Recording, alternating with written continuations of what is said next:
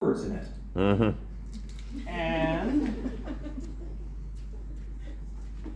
those words make up a lot of sentences. And some of those sentences are better than others.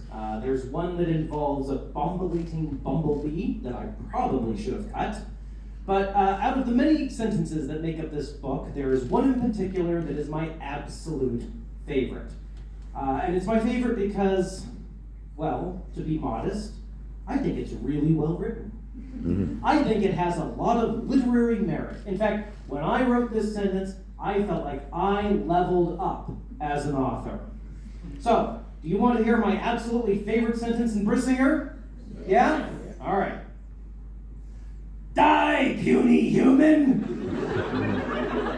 Because what is the point of writing epic fantasy if you can't write lines like die, puny human every once in 1,000 pages? No point whatsoever. All right, inheritance.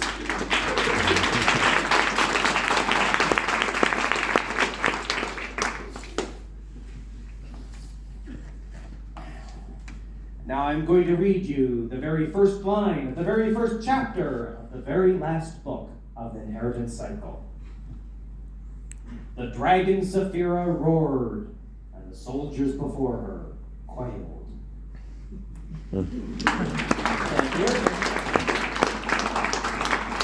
Of course, every time I read that, I think the soldiers turned into quails, but that's me.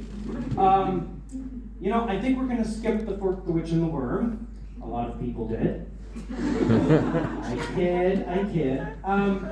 And we're going to go to Murtagh now, and let me find the page.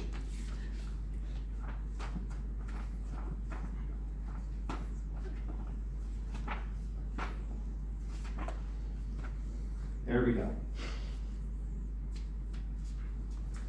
Decisive page flipping.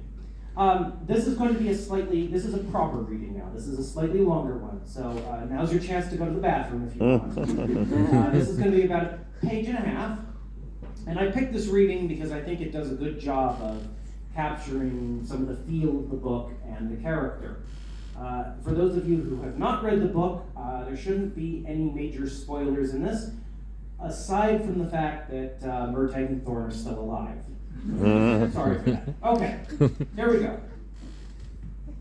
Careful to be quiet, Murtagh stood, picked up Zarok from by his blanket, and walked a ways from their camp. The frost-laden grass crunched under his boots, a crisp, dry sound. He stood in an expanse of empty sward, chest up, shoulders back, staring forward into the future. An intake of frozen air, and he swept Zarok from its crimson sheath. In dawn's gray light, the sword's blade was a sharpened shard of iridescent red, a shimmering thorn of frozen blood, eager to cut and stab and kill. The blade of a rider, forged out of bright steel by an elven smith over a century past, and imbued with spells of strength and keenness and resistance. The finest weapon a warrior could hope to wield, and yet he regarded it with as much aversion as appreciation. A rider's blade, yes, but that rider had been Morzan, his father. And Morzan had used Zarok for many a black and bloody deed, as had Murtagh after him.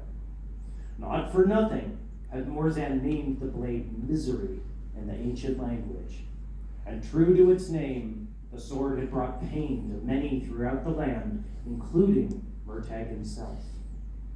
Sometimes he wondered if he should have ever taken Zarok from Eragon. He shook off the thought.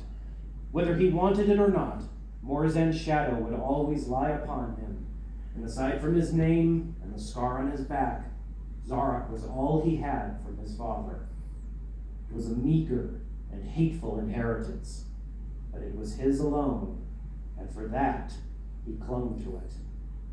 He held the sheath in his offhand as he flowed through the familiar forms. Step, cut, parry, turn, block, swing, lunge. He moved without thinking, his mind as still and empty as a windless lake on a cloudless day. Attack, defend, escape, Beat and break, search the opening, make the cut, risk the stab.